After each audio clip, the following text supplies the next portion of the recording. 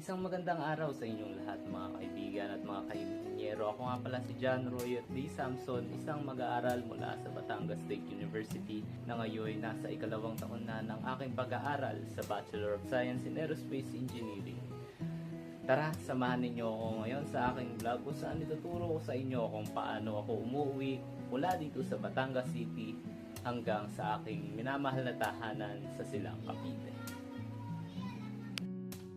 Ang una nga nating pupuntahan sa paglalakbay na ito ay ang sakayan ng jeep sa labas ng bahayang aking tinitirahan sa Barangay Sorosoro, Ilaya, Mercedes Homes, at ang pamasahe rito ay nasa 16 na piso para sa estudyante.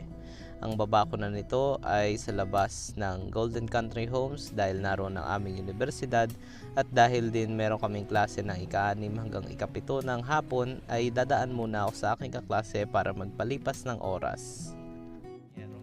Kadadating ko lang ng Golden Country Homes ngayong ganap na ikatlo ng hapon. At dahil nga ang aming pampisikal na edukasyon ay tinatalakay ang volleyball, ay volleyball din ang ginagawa namin palipas ng oras upang makapag-ensayo. Nice!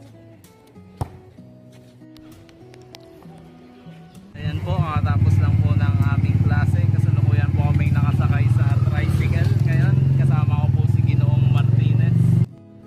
At matapos nga naming makalabas ng Golden Country Homes ay dali-dali akong sumakay sa isang jeep patungo sa Grand Terminal ng Batangas City.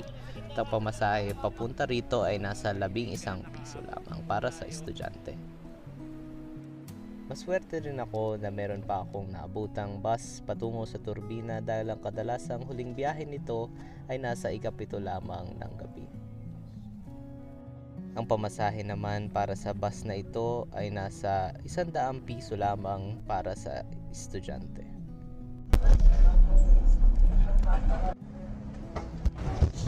Ayan mga kaibigan, mga ka-inhinyero, nandito na tayo sa Turbina sa ganap na ika-9 ng gabi.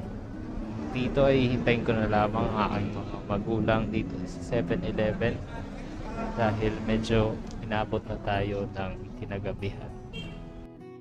At matapos kong kumain sa 7-Eleven ay dumating naman kaagad ang aking mga magulang upang sunduin ako dahil wala na ngang bumabiyahe patungo sa amin ng mga ganitong oras. At matapos nga namin dumating sa aming tahanan ay napakalaking ginhawa ang naramdaman namin dahil sa pagkatapos ng aming paglalakbay. Isa sa mga napakasayang pakiramdam ay ang makauwi ng ligtas sa aming tahanan.